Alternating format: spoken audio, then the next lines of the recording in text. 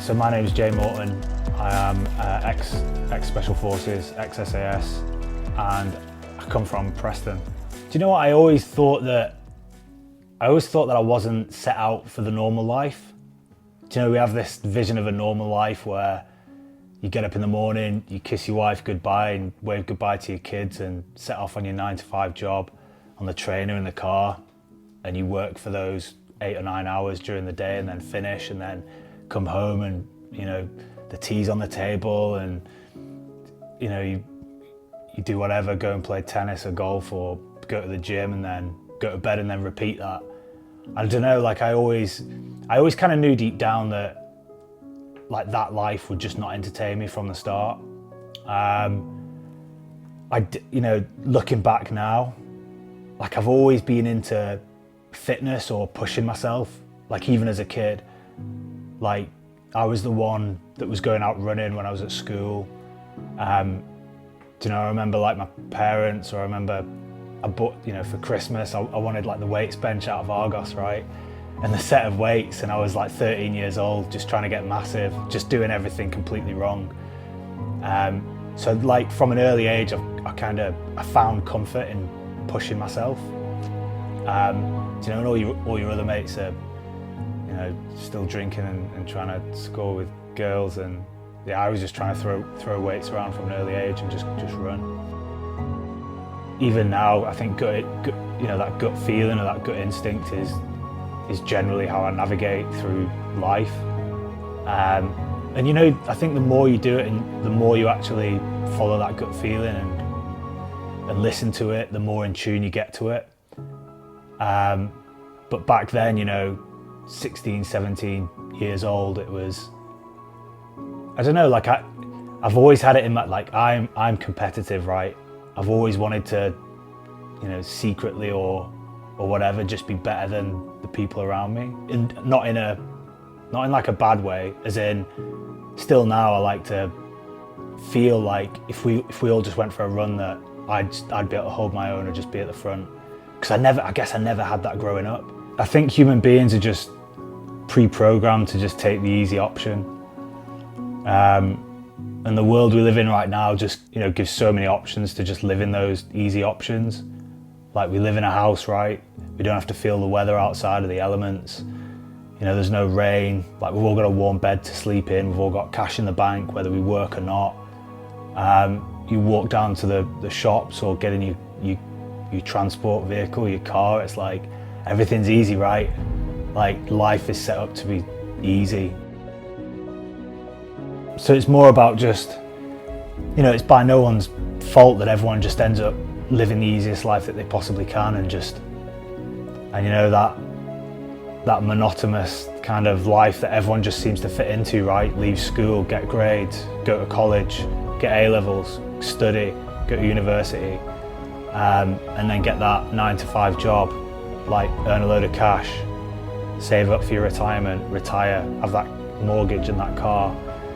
And I don't know, it's like you've got to be able to pull away from that and try and understand why everyone's doing that. And everyone's doing it just because everyone else is doing it. And that's not a reason to be doing stuff. So you've got to like say, well, what do I want in life? What do I want to do? And, you know, for me, the military gave me a lot of those answers because it was something completely different. I think even just going to war or going to battle or being involved in combat, you know, you grow up in a different way and you get to see the world in a different way. Do you know, like earlier on in my career, do you know, like I joined the Paras, I was 19 years old, deployed to Iraq, I was 20, deployed to Afghanistan in 2006, I was 21. And yeah, like we got involved in like heavy fighting pretty early on. Like 21 years old, like all your mates are still doing the same thing that they're doing back at home. And you grow up very quick. It's a different kind of education.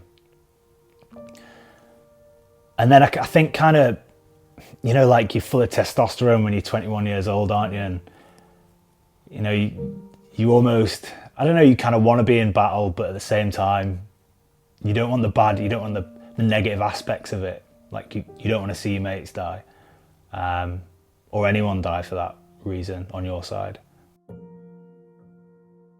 And I think the older you get, like the more wiser you get, and the more you're able to like listen to your body and mind more, and just like understand more about, I guess, what you want and where you fit into combat. And I guess like the further on in my career was more of just like seeing what human beings are just capable of doing to each other.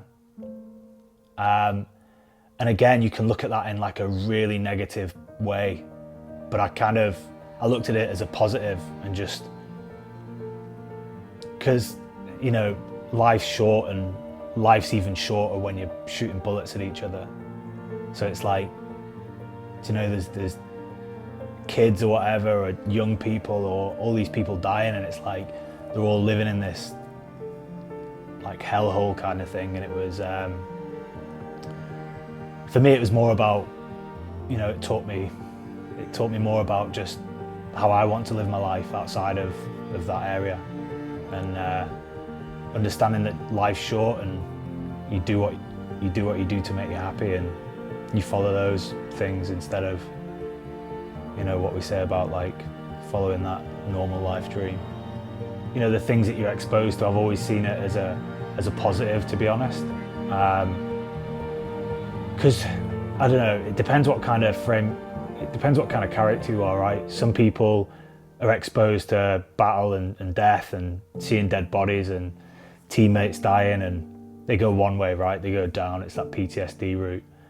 And I think for a lot of people, they see that stuff, and, you know, I've heard the saying a lot of times, but I don't think lads are that aware of it, is PTSG, so post-traumatic growth.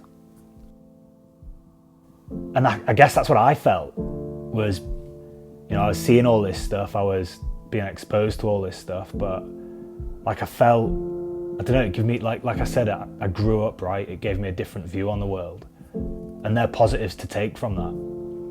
Like, you know, I don't have anything that haunts me, I don't have any snags or problems now. It's just, do you know, if you think of it, like humans have been at war for so long, like it's so natural war, but at the same time so unnatural, because we live in such a safe environment. So yeah, you just partaking in history. Like I was 19 years old turning up at basic training. I remember turning up at the train station, and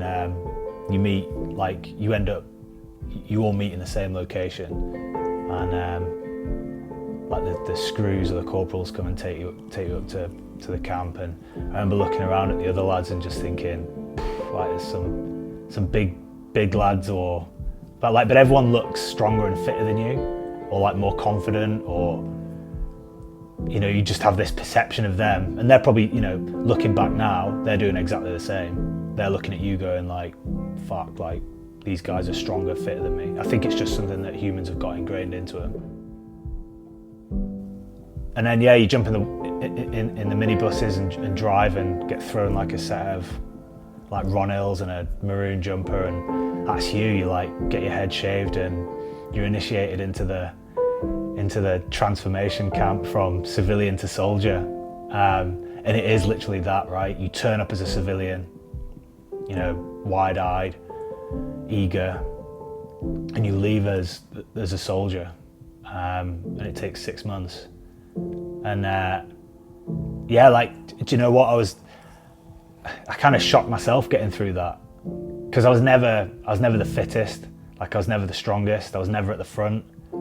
Like, and we used to do these exercises where, you know, it'd be a warm-up before we went on a tab, and the PTIs would, you know, point to a tree and just say, right, everyone to that tree and back, last 10 go again. And I'd always be in that last 10. and then it'd be right, go again, last 5, go again. And I'd always be in that last 5. But I kind of I had a bit of a theory around that. And I guess because I was never the fittest, never the strongest, but I've always completed stuff and always hung on. So I've always been used to being, in that fatigue state. Like, that's quite normal for me, which, as we all know, that builds resilience and that builds a stronger mind and body. Whereas the front runners, they were just used to, running at their normal pace and just being okay with that. So, when you deploy to places like the jungle or some of these harsher environments, like where everyone is on that level of fatigue, like for me, it was just normal. And you'd see some of the fittest people just fall over and, collapse with heat stroke or, just not be able to carry on just because of the conditions. I've just always been someone who can put one foot in front of the other. And I think if you break down any mental or physical challenge, it's just a case of progression. And as long as you can keep that momentum and keep that progression going forward, you'll get to where you need to go. Like, going back to, again, like I'm in my comfort zone when I'm fatigued. So, that I just know that I can just keep, you break it down, right, and it's just one step, and then the next step's just one step. And just, forget about where it is that you need to go and just concentrate on that next step. And the rest is just time, and time moves, right? Time ticks down, and then eventually you just find yourself in that position.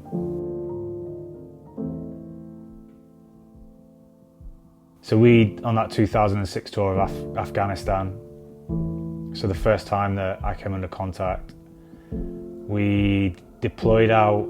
So it was supposed to be a peacekeeping operation, and we didn't know it would go as noisy as what it did. But we deployed to a place called Nauzad, and we had a patrols platoon that were already stationed there, doing some recce stuff, and we literally landed in these CH-47 helicopters, and I remember running off the back of the helicopter, and that was the first time that I heard the crack and thump of a round flying over your head. And we'd just run into this massive scrap that the patrols lads were in. So there's kind of RPGs flying over our head, machine gun fire. And you know what? I think soldiers are very good at hiding fear with humour. And we just looked at each other and just burst out in laughter.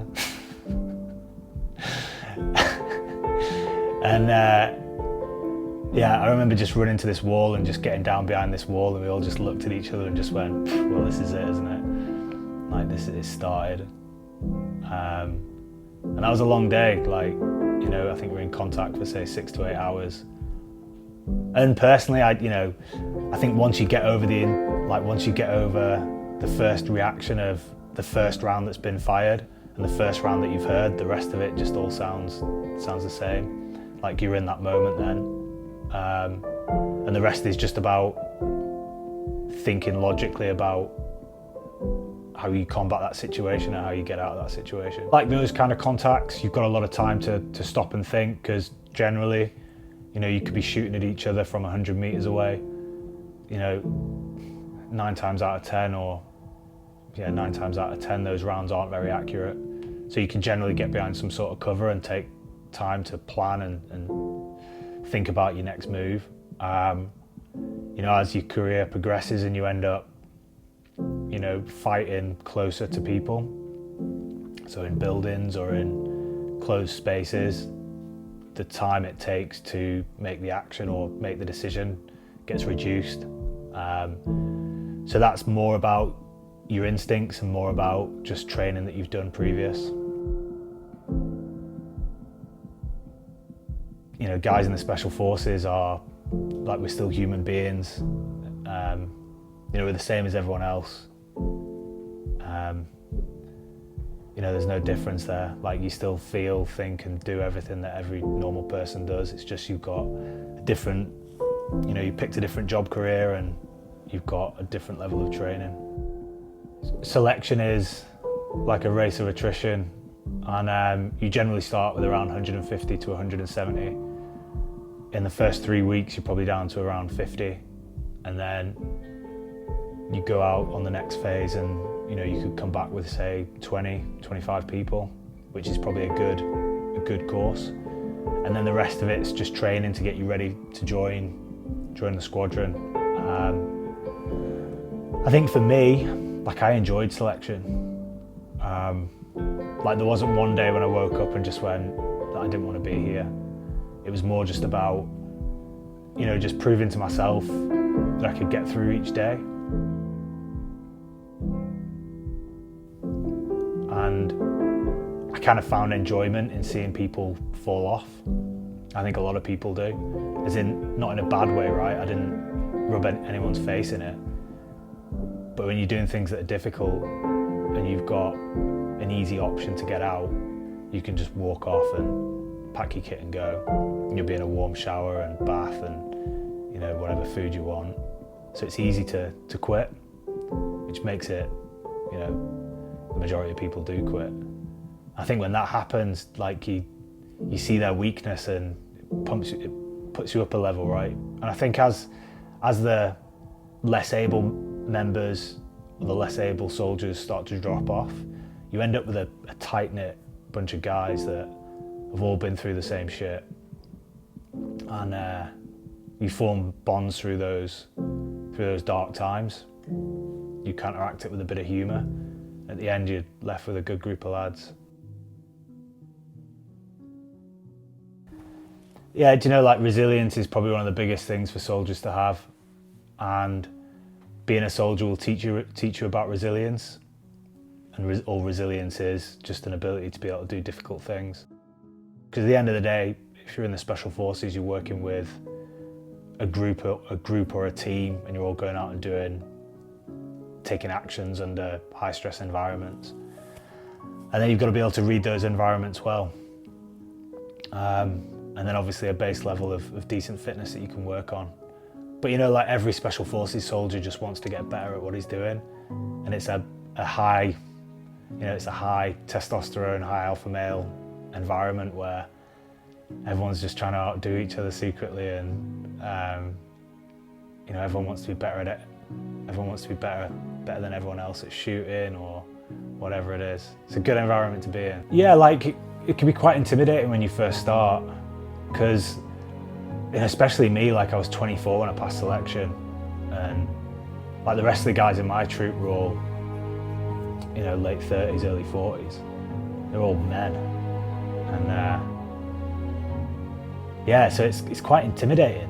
And they've already got high standards, right? They've been using all the kit and equipment and doing runouts way before I've turned up. So it's, I've now, like, I've done a 6-month course, right, which is selection, but that doesn't mean that I'm a Special Forces soldier. Like, that comes after, like, when you start training with the teams, when you start learning different crafts. I went away and became a medic, became a high altitude parachutist. Like, all these different skills and experiences that you learn that you can then bring to the team. So yeah, it's, you want to prove yourself, and you want to feel accepted. Like, fear generally only happens for like a short period of time, because there's usually a logical explanation that you can put to why you're feeling that fear, whether it's a round that's just cracked over your head, or something that's just exploded, or maybe there's some rock fall on a mountain. Like, that's a moment to be scared, right? But there's a logical explanation for it, and there's usually an action that you can take which is going to get you out of that fear feeling and get you to some sort of safety. So you've got to break it down that way. I think kind of the things that scare me more than those dangerous kind of things are just like living a stagnant life or living a boring life. Like, boredom and mediocrity scare me way more than climbing Everest or being shot at. And I think, like, I'd hate to just get to the age of like 80 or 90 years old or 100 and just turn back and just think that I've wasted time. Just start small. and you've got to like be honest with yourself, right? It's your choice, like it's your life, like no one else is going to change it. So you've got to make that decision. And then it's, you know, if you're not happy with your life and you want to change it, then do it, right? And I don't know what that is, what anyone else is feeling, but you know, if you start small, and whether it's, you know, you want to get in shape, like start walking, start trying to create habits that are healthy for your body and for your mind. You know, start walking, join a gym, join classes, put yourself in these situations. And this is where you grow, right? Because you're putting yourself in an uncomfortable situation. And my uncomfortable situation is completely different to someone else's uncomfortable situation. And, you know, you could say that a million times over. And career's like a big one, right? Like, that's the comfiest thing that people have, is a career and money coming in. Because that's, you know, without money, like the chances of being homeless and not being able to pay for food for your kids and your family, like that's the biggest fear, right? And I can't tell anyone to change that. You know, you've just got to ask yourself whether that's something that you want to change.